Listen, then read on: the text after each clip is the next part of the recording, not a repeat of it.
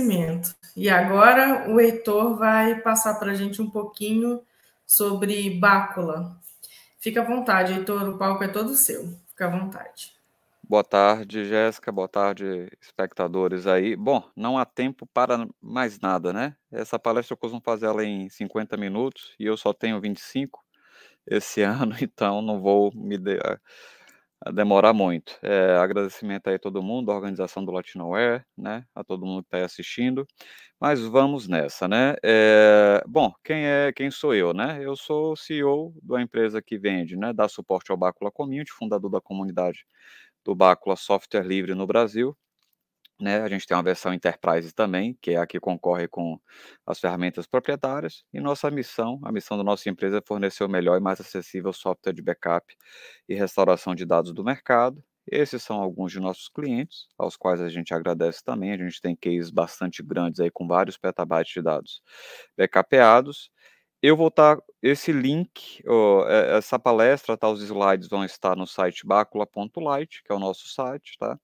E aí lá também tem esses links aí úteis, nosso curso no Udemy, do Bacula Community, nosso canal no YouTube, eu tenho um livro publicado na quarta edição pela editora Brasport, logo vai sair a quinta, e nosso grupo do Telegram, @BáculaBR, mais de 1.300 usuários do Bácula aí no Brasil, tá certo?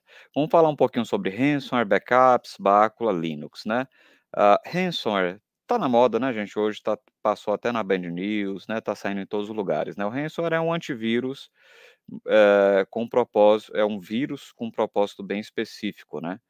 Ele não tem um propósito apenas destrutivo, né? Ele tem um propósito principal de ofuscar a informação, né? Ou seja, criptografar, impedir que o dono dos dados, né, a empresa, tenha acesso aos mesmos e cobrar um resgate, né? Agora que a gente tem a questão da criptomoedas, né, que é muito fácil você transitar valores, né, a partir de qualquer ponto do mundo, então utiliza-se desse meio, né, para exigir os resgates, né? Então o vetor de comunicação de um ataque ransomware, né, normalmente um usuário, né, incauto ou até mesmo mal intencionado, né, faz o download do malware, né, de alguma maneira ele adquire acessos privilegiados, né, nos sistemas operacionais, busca, né, escaneia arquivos importantes, né, arquivos de usuários, de sistemas, criptografa os arquivos e demanda o pagamento, né. Então, basicamente, quando você faz o boot, inicializa a máquina, você recebe uma tela assim, basicamente as funções do sistema operacional estão bloqueadas, e tudo que você tem, às vezes, é um canal de comunicação, um e-mail, né, com o atacante, e uma quantidade de resgate que é exigida, e eles falam que, né, tem uma tortura psicológica aí, né, que se você não pagar em tanto tempo, eles vão deletar os dados, enfim, né. Atualmente já são mais de 100, tá, já até passou de 100 milhões eu acho, tá, vocês podem ver nesse site, o total de dólares, né, que as empresas já pagaram, tá, por resgate dos dados contra o ransomware, tá certo? Então 97 milhões de dólares. O Brasil, né, como é o maior PIB da América Latina, não poderia deixar de ser o líder, né, como vítima desses ataques. Então já foram 3,2 bilhões de tentativas, né, no primeiro trimestre de 2021.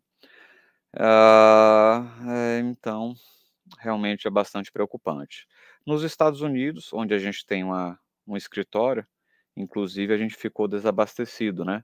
A Colonial Pipeline, que, é a empresa que faz a gestão de um oleoduto que vai toda a costa leste dos Estados Unidos, sofreu um ataque e ficou uma semana sem, fornecer, né, o oleoduto sem funcionar, porque o ransomware infectou também os backups, né, então ela, até onde a gente sabe, acabou pagando resgate também, e nos Estados Unidos a quantidade de resgates pagos só aumenta, tá. Algumas empresas americanas chegaram à brilhante conclusão, que eu não acho tão brilhante, né, estou sendo irônico, de falar assim: "Não, vamos fazer seguro contra cyberataques", né. Só que isso é uma péssima ideia, tá, porque primeiro, ainda que você pague, você não tem garantia nenhuma, né, que o atacante, né, que o delinquente, ele vá te fornecer o remédio contra a criptografia, né, ou seja, a ferramenta que vai descriptografar os dados. você, ainda que ele forneça, você não tem garantia que é a mesma variante que foi infectada ou que vai funcionar por qualquer motivo. Ela não mitiga ataques posteriores, ou seja, pode ser o caso de você aplicar o remédio, né, descriptografar e se você não sanar o vetor, né, de infecção desse ransomware, em poucos minutos ou poucas horas depois, você sofreu outro ataque. Restrições de compliance de governo, tem muitos países, né, que são embargados, Cuba, Venezuela, né, no caso do governo americano, e países que fazem negócio com os Estados Unidos, bem como Iraque, Irã, Iraque não, desculpe, Irã, países supostamente terroristas, né, com atividade terrorista, e moralmente questionável, pois incentiva a atividade criminosa, tá certo? Então, você tem alguns sites de vacina, mas é muito difícil, então uma vez que sua empresa foi infectada, é muito difícil você encontrar vacina. Normalmente, depois que uma empresa grande paga, que às vezes uma pequena empresa ou usuário vai lá e acha a vacina, né, mas não é comum, você encontrar ter infecção, até porque eles estão mudando as variantes o tempo todo, as compilações do ransomware o tempo todo, tá?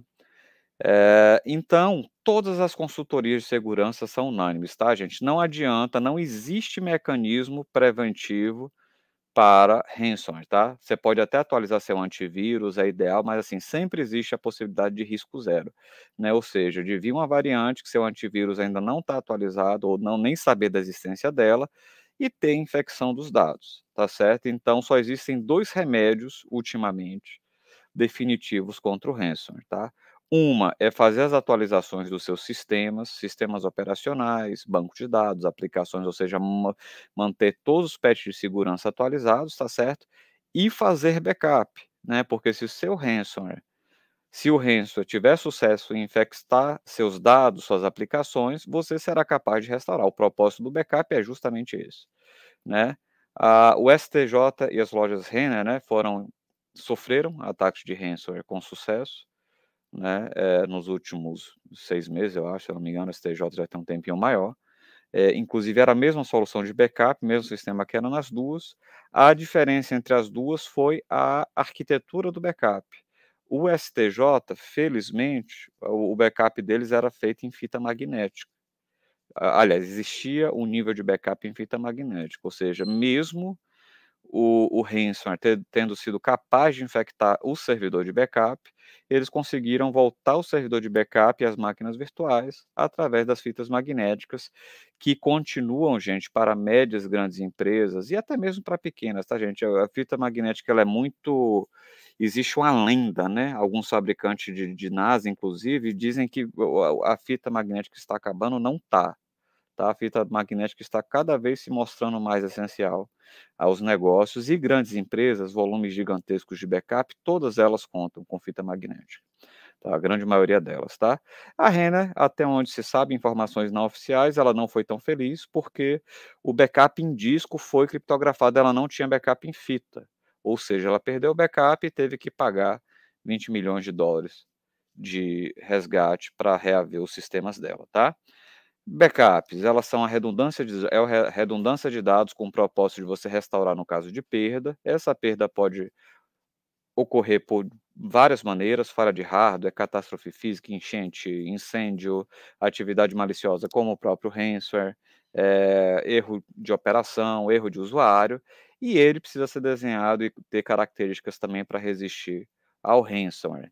Backup não é uma coisa nova, os sistemas de backup atuais, eles existem de uma maneira ou de outra desde os anos 2000, né, mas surpreendentemente alguns órgãos do governo, né, aliás, vários órgãos do governo e até mesmo empresas privadas não possuem uma política de backup, né, que é uma regulamentação interna, né, ou seja, corporativa, que te diz quais são os requisitos do backup.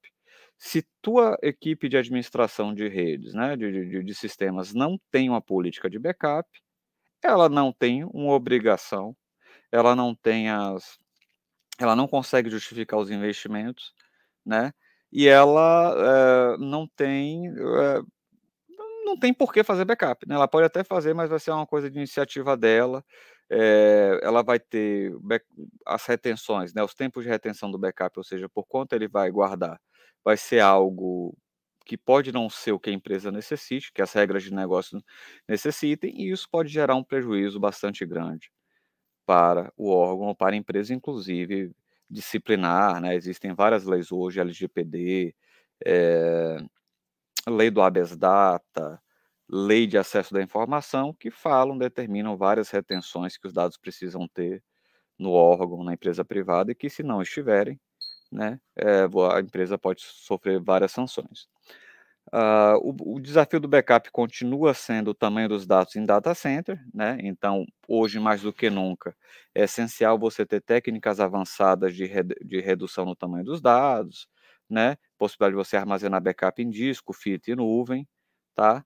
É muito importante você trabalhar os 3 níveis de disaster recovery postos pela academia, né? Ou seja, não só você ter backup de dados, que são arquivos, isso nem sempre é suficiente para você voltar um sistema inteiro, uma aplicação, então você precisa ter também mecanismos, plugins, né, para fazer backup de bases de dados, né, aplicações, e-mail, servidores de e-mail, tá certo? E também para voltar o SO o mais rápido possível no caso de um desastre mais crítico como o do ransomware, né, ou seja, um plugin de backup de máquina virtual em nível de imagem, né, um plugin bare metal para fazer uma imagem da VM, voltar ou da máquina física, né, voltar a máquina física inteira. Então, tudo isso são requisitos, são funcionalidades desejadas para uma solução de backup completa, tá certo? Arquiteturas, né, o backup ideal, ele pressupõe redundância geográfica, então essas são as principais arquiteturas, certo? Você pode ter um ambiente on-premise tradicional e fazendo backup remoto numa nuvem ou em outro prédio, tá certo? Você pode ter o oposto, uma empresa toda na nuvem e você querer fazer backup on-premise, né? Você pode ter backup entre prédios ou entre nuvens, e você pode ter uma nuvem ou prédio só para armazenar backup de outros prédios em alta disponibilidade, tá certo? Existem outras, mas são essas principais da academia. O Báculo é a ferramenta de backup que eu represento, não é por nada não, mas é uma ferramenta fantástica, é a melhor ferramenta do mercado, a mais segura, tá? Principalmente contra o ransomware. É uma mistura de backup com Drácula, o nome é criativo, né? Porque o backup normalmente ele é executado à noite, então ele vem e suga, né, a essência dos computadores, o vampirinho, né? Que são os dados. O Bácula tem uma arquitetura tripartite clássica, né, ou seja, você tem 3 módulos, né, 3 componentes principais. Você tem um master ou director, que é também no português, é o gerenciador do sistema de backup. Ele contém agendamento, configurações, etc. É ele quem o usuário acessa para administrar. Ele contém os clientes, né, ou seja, que é o agentezinho que fica lá nos servidores de onde você quer extrair arquivos, dados, né, para armazenar no backup, e você tem o storage daemon, que é onde esses dados vão ser armazenados. Então, num sistema de backup, você com certeza vai ter vários clientes, várias máquinas, né, que você quer fazer backup, e vários storage daemon. Outras soluções também chamam de media server, tá certo? Todas essas informações, os metadados do backup, que te permitem você consultar em que fita está cada backup, em que volume de disco ou em cada volume na nuvem, ficam no catálogo, que o Bacua também é fantástico porque utiliza catálogos consagrados do mercado e transparente, né? E também com versões livres, né? Tipo Postgres e MySQL, tá? Extremamente seguros também. O Bácula, ele é uma solução extremamente pioneira, tá? E avançada, principalmente na versão Enterprise, contém deduplicação global, né, na origem, que, por exemplo, é aquela que o dado já sai deduplicado em nível de blocos do cliente, fantástico, reduz em até 99% a transmissão e o consumo de armazenamento de backup. CBT para outras virtualizações, Red Hat Virtualization, OVIRT, Zen, Proxmox, ou seja, não só aquelas padrões do mercado que são, né, vSphere, Hyper-V, são as mainstream. Primeiros plugins para Docker, Kubernetes, Hadoop, PostgreSQL, MySQL, altíssima escalabilidade, tá? Poucas ferramentas aí do Gartner conseguem fazer backup de mais de 10.000 hosts no mesmo servidor de backup. Interface gráfica também que não depende de plugin Java e Flash. Tem uma versão, o formato de catálogo aberto, então não tem aprisionamento tecnológico, tá? E tem uma versão Enterprise e outra livre. Então, se você tem uma pequena empresa, não tem recurso para fazer backup, isso não é desculpa. Você pode usar a versão livre, né? Ela é mais limitada, ela basicamente é mais para fazer backup de arquivos mesmo, não tem os plugins, né, para backup de aplicações, etc. Mas é melhor do que você não ter nenhum tipo de backup, né? Aqui algumas telinhas da interface, eu vou pular porque não é bem o objetivo da apresentação aqui fazer merchandising, mas é uma ferramenta realmente bastante completa. Temos uma série de plugins, Hyper-V, Nutanix, né, backup de VMs, todos os bancos de dados do mercado, né, enfim. O que eu posso fazer, Heitor, para deixar meus sistemas, inclusive meu sistema de backup, mais resilientes contra o ransomware? Usar Linux, tá? Estatisticamente é o sistema operacional mais seguro contra o ransomware. Não estou falando isso porque eu vendo Bacula, porque tem outros players do mercado que suportam servidor de backup Linux, mas use Linux, tá? Windows Server, 76% dos sysadmins já viram infecção. O sistema operacional que foi atacado nas lojas Renner e no STJ foi o ESXi, que é o sistema operacional do vSphere, tá? VMware, que não é Linux. Isso já foi provado judicialmente em ação da Free Software Foundation contra a VMware, tá certo? Então não é Linux. Linux é o mais seguro que tem. O Linux é menos utilizado. Não, não é. Tá? Em termos de market share, servidores expostos para a internet, todos os top 500 supercomputadores rodam em Linux, os 23 sites maiores do mundo rodam em Linux, tá? Market share não deixa nada a dever, em vários casos até mais do que servidores Windows. Windows, principalmente para site, mais quem usa é pequena empresa, tá? O Bacula é um dos primeiros, tá? A suportar primeiramente servidor em Linux, sem prejuízo dos clientes, que a gente também possui a maior quantidade de plataformas suportadas aí pelo Bacula, tá? Para extrair backup deles, tá? Regra 321, tá? É você manter 3 cópias separadas dos seus dados, né? Sendo que pelo menos 2 aí, né? Dessas 3. Uma pode ser de produção, as outras 2 backup.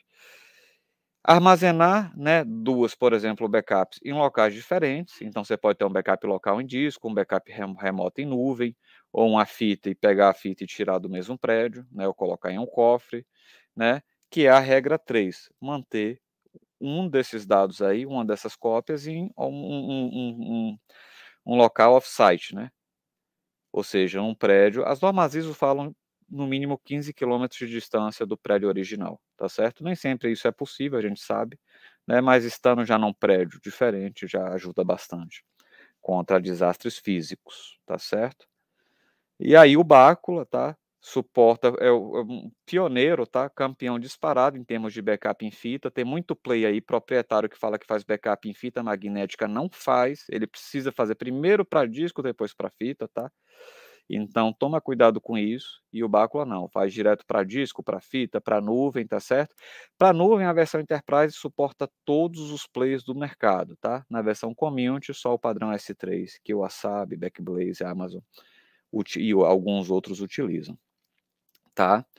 Hardening, você eliminar coisas supérfluas do seu sistema, eliminar, né, fatores supérfluos para conferir uma maior segurança, ou seja, evitar vetores, né, possíveis de contaminação do ransomware, né? Então, o Bacula, ele contém protocolos de conexão socket exclusivos, nunca violados, todas as comunicações são criptografadas automaticamente via FIPS, tá certo? Então, extremamente seguro, tá? O Bacula não precisa ter Samba, FTP para estar fazendo backup, que inclusive o Samba já foi alvo também, já foi vetor de ransomware, tá? Tem outras questões de arquitetura, apenas o usuário Bacula do sistema de arquivos precisa ter acesso de escrita nos volumes, tá certo? Funcionalidade de volumes imutáveis na versão Enterprise automaticamente, sensacional, coisa nova. Detecção de backups que estejam contaminados com ransomware, também muito importante para alertar, né, o sysadmin. E detecção de vírus, também coisa nova que está vindo no Bacula Enterprise, tá? Isso aqui é só no Bacula Enterprise, tá? O Bacula pelo fato de suportar um catálogo externo, tipo MySQL ou Postgres, você pode ter ele em outra máquina, conferindo uma maior segurança.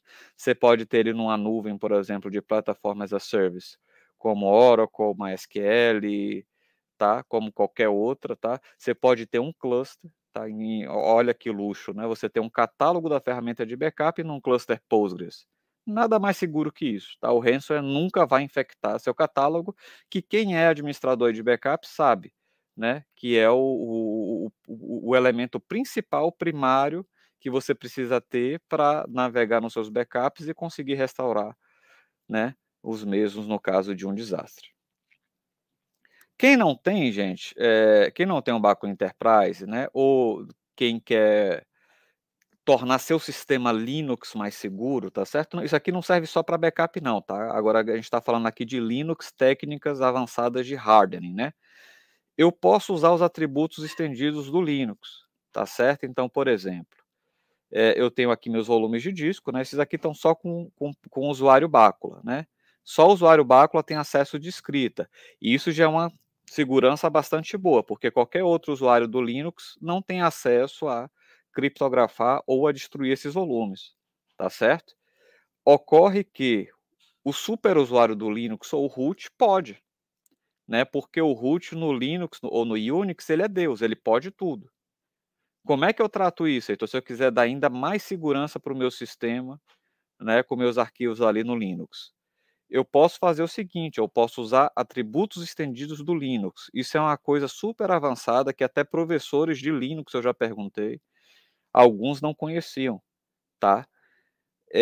Para você setar atributos de imutabilidade, ou seja, nenhum processo poder escrever um arquivo, e o de U é de undeletable, ou seja, de indeletabilizar, não permitir a deleção do arquivo. Você faz com o comando change attribute mais IU, nome do arquivo. Pode ser o volume do Bacula, se você quiser fazer um script para o Bacula Community, né, ou qualquer arquivo que você tenha lá no sistema. Se você faz isso, nem o root no Linux consegue apagar ou escrever nesse arquivo, tá certo? Agora o oposto, se eu quiser tirar essas travas, né, eu faço change attributes, traço IU. Gente, isso é na pior das hipóteses, porque o Linux já é muito seguro. Então isso daqui é mais uma camada de proteção contra o ransomware, tá certo? Então, se eu não tenho uma flag de mutabilidade, eu consigo verificar com ls attributes arc, né? Então ele não tem a flag, nenhuma flag setada. Se eu faço ls attribute arc depois de fazer o change attribute mais iu, eu vou ter a flag i e u. E aí nesse caso eu não só não consigo escrever, como eu tentei fazer aqui, ó, eco dados pipe arc, né, sudo, né, com superusuário. Não consigo, operação não permitida, tá? Também não consigo deletar. Se eu fizesse aqui um rm-f arc, também não consigo deletar, tá certo?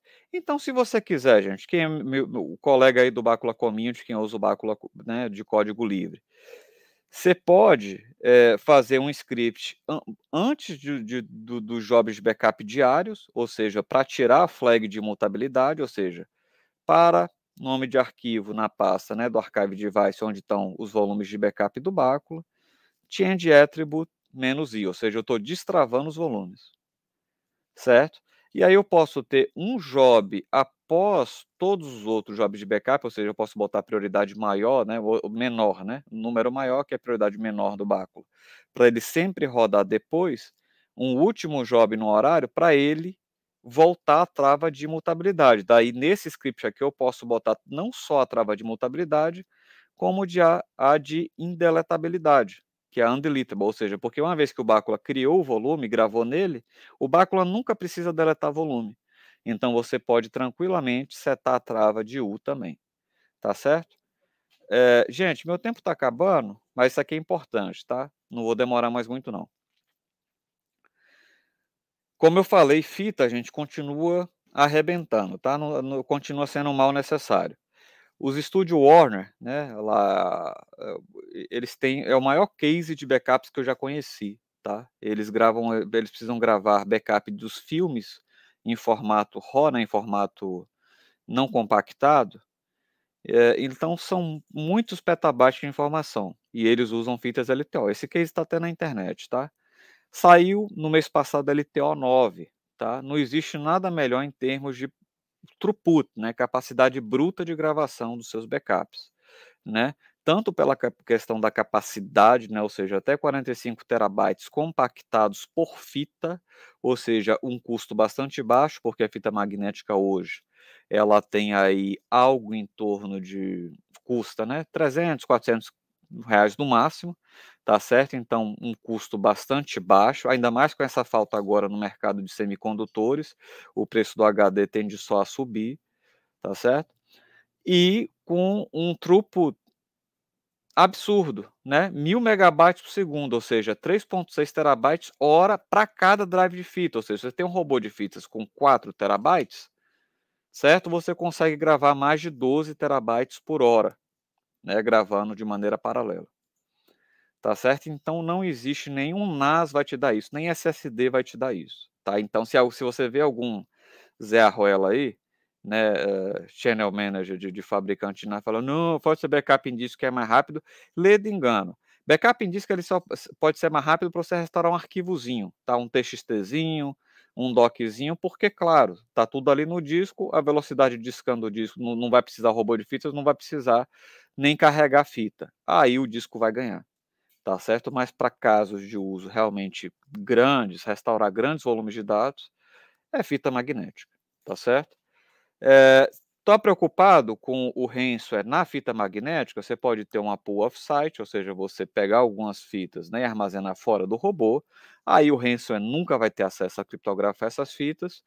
Se eu quero ser radical, eu posso usar fitas worm, são fitas que eu só posso gravar uma vez na vida, tá certo? Eu nunca posso reutilizá-las, né? Eu só gravo uma vez e nada consegue gravar.